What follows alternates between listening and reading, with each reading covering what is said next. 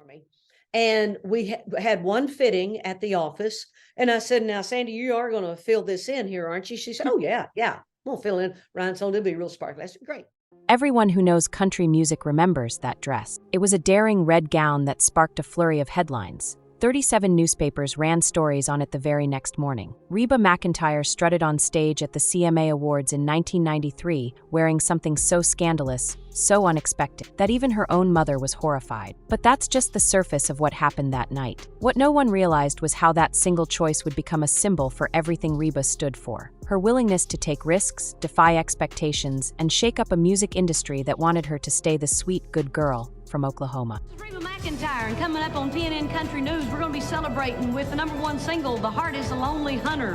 Right, guys? Right. But if you think a bold dress is the most shocking chapter of Reba's life, you're in for a surprise. Behind the sequins and standing ovations, she battled relentless family drama, industry betrayals, and personal heartbreak. She nearly lost everything, multiple times, and still came back stronger. This is the story of how a ranch girl from the sorry land of Oklahoma became one of the most iconic figures in country music history. Reba Nell McIntyre didn't grow up with cameras flashing in her face or record labels begging for her voice. Icon, legend, country queen, just a few of the words that come to mind when we think of one of our favorites, Reba McIntyre, and this 3-time Grammy winner. She was born on March 28, 1955, in McAlester, Oklahoma, the third of 4 kids in a family that worked harder than most folks can imagine. Her father, Clark McIntyre, was a champion steer roper who practically lived on the rodeo circuit, winning his first world title in 1957 and collecting 2 more in the years that followed. Despite his fame in the rodeo world,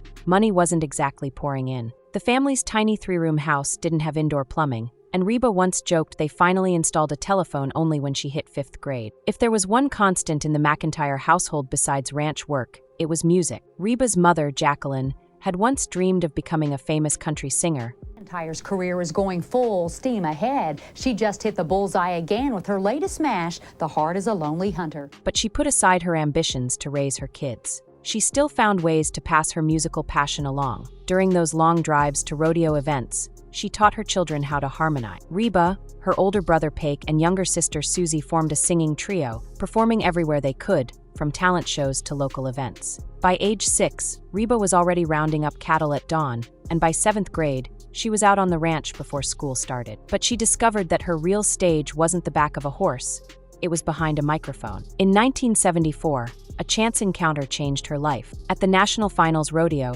Reba sang the national anthem to a crowd that included country singer Red Steagall. On season 24 of The Voice. Reba's got that. She's also got a new book out. It's called Not That Fancy. Simple lessons on living, love, eating, and dusting off your boots. He heard something special in her voice, something that made him walk right up to the McIntyre family and offer to help Reba start a music career in Nashville. She and her mother packed up not long after, leaving their sprawling ranch land and most of the family behind. They didn't have much money or any guarantee that Reba would succeed. Still, they took the leap and headed to Music City. But chasing a Nashville dream wasn't nearly as glamorous as it sounded. It was more about rejections, low-paying gigs, and an uphill battle against powerful record executives. When Reba first arrived in Nashville, she learned that a record deal wasn't some golden key to success. She signed with Mercury Records in 1975, only to watch her debut single, "Would you all please come up?"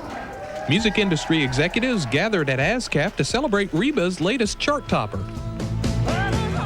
I Don't Want to Be a One-Night Stand flop on the charts. She put out several albums under the label, but nothing caught fire. Her first record barely scratched the charts at number 88, and while a few songs grazed the top 20, it was hardly the splash she'd dreamed of. Money worries loomed large. Even with a contract, Reba earned peanuts. She played tiny clubs for as little as $50 a night, often paying more in gas than she made from the gig. Her mother, Jacqueline, stuck by her side, helping in any way she could, taking calls, managing schedules, and offering moral support when Reba felt like giving up. Nashville might be the city of dreams, but for Reba at that time, it felt more like an endless maze of label offices and empty promises. Worst of all, she felt she was losing her identity. Mercury wanted her to adopt a polished, pop-tinged sound. That might have worked for some artists, but it clashed with Reba's raw, country roots style.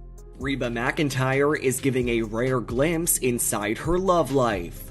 During her October 10th appearance on Today, she wrestled with producers who insisted they knew best, leaving her feeling like a second-tier act in her own career. By 1982, she was on the brink of walking away from music altogether. 6 years in Nashville, and she still hadn't scored a #1 hit. The strain, financially, emotionally, and artistically, was almost too much to bear. Just as she was about to pack up and head back to Oklahoma, one unexpected victory changed her fate. In 1983, Reba took a gamble on a single that nearly went to another singer, Can't Even Get the Blues. Her producer at Mercury thought she couldn't pull off an upbeat track, saying Reba's voice was better suited for ballads. She insisted, recorded the song, and watched it skyrocket to #1. She heard the news on a broken-down tour bus, stranded on the side of the road. The irony wasn't lost on her. After years of disappointment, her first chart topper arrived under less than glamorous circumstances.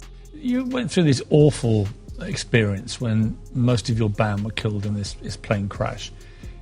And you've talked about this many times. I don't want to go over it again. I just wanted to ask you what effect that had on your life afterwards, how it changed your outlook on life to lose so many people. Yet that high couldn't compensate for how stifled she felt at Mercury. In 1984, she did something that could have ended her career. She left Mercury for MCA Records, buying out the remainder of her contract. If MCA hadn't worked out, she might have been stuck with a huge debt and no label to help pay it off. But Reba saw a chance to record real country music, the kind she'd grown up with. She finally found a true ally in MCA's president, Jimmy Bowen. He let Reba choose her own songs, a level of control she'd never had before. Her first album with MCA, My Kind of Country, unleashed the gritty, honest style that she'd always wanted. Songs like How Blue and Somebody Should Leave shot up the charts, giving her back-to-back #1 hits. The album also helped inspire a broader return to classic country across Nashville in the mid-1980s. What I think was a perfectly appropriate red dress.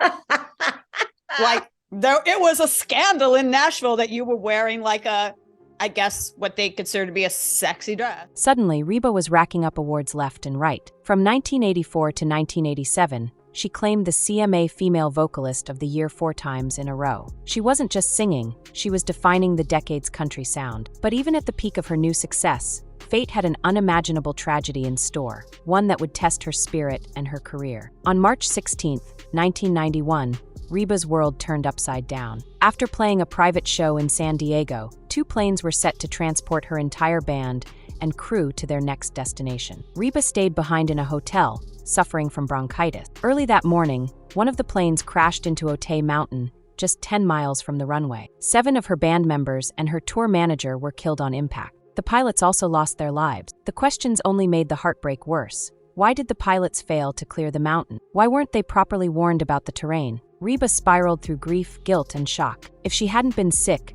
she might have been on that flight. Rather than giving up, she turned her sorrow into an emotional tribute, releasing the album For My Broken Heart just 6 months later. Its title track struck a chord with anyone who'd ever lost someone suddenly. Though it was never meant to be a tribute album, the timing and raw emotion made it feel like a personal eulogy. The single, If I Had Only Known, captured the agonizing regret of losing someone before you can say goodbye. The album soared on the charts, became her first to reach double platinum, and cemented Reba as an artist capable of channeling immense pain into transformative music. Little did anyone know, a year and a half later, she'd make an onstage choice that would overshadow even her most emotional performances. The 1993 CMA Awards was supposed to be a standard night of glitz and glamour. Reba took the stage alongside Linda Davis to perform Does He Love You?, already a fan favorite. But no one was prepared for the moment Reba removed her wrap to reveal a bright red velvet gown with a neckline plunging to her NVL and 2,000 crystals shimmering on a sheer panel. The cameras scrambled to avoid showing too much, and the audience gasped. Country music, especially back then, wasn't known for risque outfits. Fans were used to boots, denim, and modest gowns, so the reaction was immediate. One radio station in Tulsa received over 10,000 calls in a single day, half praising Reba's boldness, the other half outrage. So we were at the Grand Ole Opry House, and I tried it on, and I looked in the mirror, and I said, Sandy, this is still really low cut. She said, I think it's the lighting in here. Over 800 letters flooded her fan club, and more than a few upset fans burned her CDs in protest, calling it a betrayal. Even Reba's family had strong reactions that night. Backstage, her mother Jacqueline grabbed her sister Susie's arm in shock. Later on, her dad joked, "Did you put that dress on backward?" Reba faced a barrage of public criticism and private family discussions about her responsibilities as a role model. Yet for every critic who called her dress inappropriate, another saw it as a feminist statement, proof that Reba wasn't afraid to challenge the unwritten rules of country music. The uproar ended up fueling her career even more. Headlines read Reba's dress, a little red Corvette, and she out-dollied Dolly, thrusting her name onto entertainment talk shows across the nation. Some say the red dress turned Reba from just a country star into a pop culture phenomenon. But behind the shiny headlines, her personal life was unraveling, involving messy breakups and massive financial stake. Long before she stunned Nashville in that crimson gown, Reba had married Charlie Battles at the age of 21. He was 10 years older, a rodeo star in his own right, and she became a stepmother to his 2 sons. As her fame skyrocketed, the couple found themselves drifting apart. Charlie urged her to slow down, but Reba was at the peak of her momentum. The final straw reportedly came when he took money from her purse without telling her. It wasn't about the cash, it was the betrayal. The divorce in 1987 was painful, but also liberating. Soon after, she fell in love with Narvel Blackstock, a man who started as her steel guitarist and eventually became her manager. They got married on a boat in Lake Tahoe in 1989, and together they built an empire called Starstruck Entertainment. Reba raised Narvel's 3 children from a previous marriage as her own, and in 1990, she had her only biological son, Shelby. Between raising 4 kids, forging a powerhouse career, and weathering personal tragedy, Reba had a lot on her plate, but things seemed good. That's why, in 2015, the news of Reba and Narvel's divorce rattled everyone. Turns out, Narvel wanted out. Reba didn't. She later admitted she felt blindsided. We got to talk about Sugar Tots. I saw him this morning. He's the sweetest, and I feel like kind of happiness came to you when you least expected it, or he did. After 26 years of marriage, Narvel walked away with roughly half of her fortune, about $47.5 million.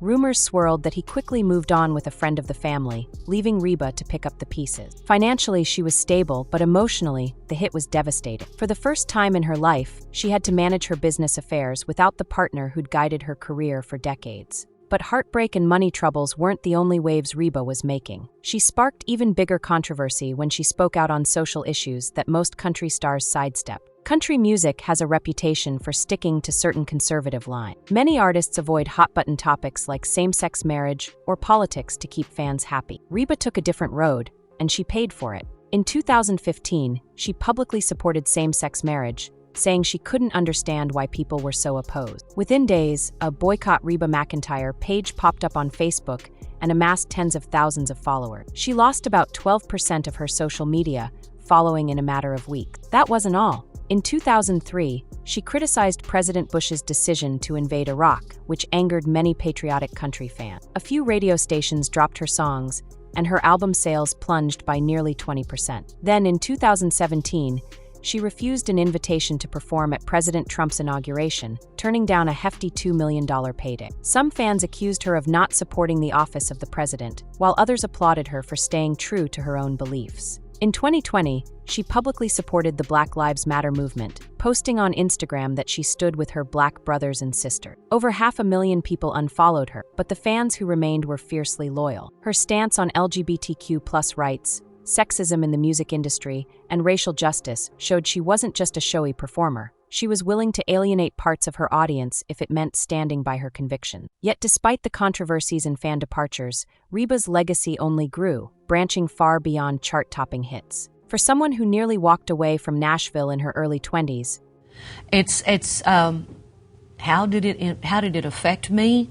It crushed me. It made me realize how precious life is. Reba McIntyre turned into a multi-industry phenomenon. The 2000s found her starring in her own sitcom, Reba, which premiered in 2001 and ran successfully through 2007. It tackled divorce, teen pregnancy, and blended families, all topics some viewers found shocking for a country queen to address. Yet the show consistently pulled millions of viewers each week, proving Reba's fanbase craved her down-to-earth relatability. Between filming, she performed on Broadway in Annie Get Your Gun, and even launched her own fashion and lifestyle lines that netted hundreds of millions of dollars. By the time she was inducted into the Country Music Hall of Fame in 2011, she was one of the few artists to celebrate that honor alongside having a #1 hit in the same year, Turn on the Radio. Dolly Parton officially welcomed her into the Hall of Fame with a joke about them both being hillbillies, only half kidding about their country roots. But while the awards and business ventures kept piling up, Reba never stopped critiquing the industry she helped redefine. In 2015,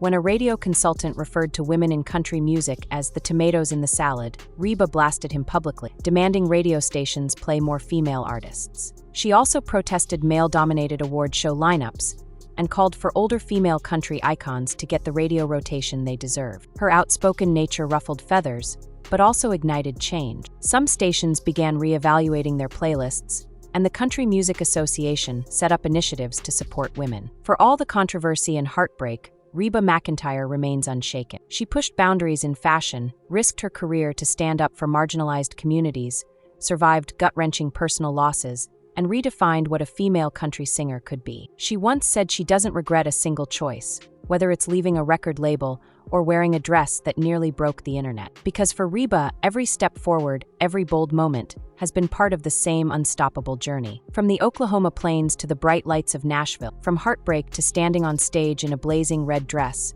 Reba McIntyre's life is a testament to grit and guts. She grew up corralling cattle before dawn and ended up corralling an entire industry to respect her. She stepped onto award show stages swathed in controversy and found herself a lightning rod for both scorn and admiration. She defied powerful record executives, overcame personal tragedies, stood firmly by her beliefs, even when they cost her fans, and never stopped evolving. So was that dress really a mistake, as some called it? Or was it Reba's statement to the world that she refused to play it safe? Ask her now and she'll tell you, I don't regret a thing. And after hearing her story, it's not hard to see why. This is Reba McIntyre, the ranch kid who became a country legend and never let anyone else define who she was.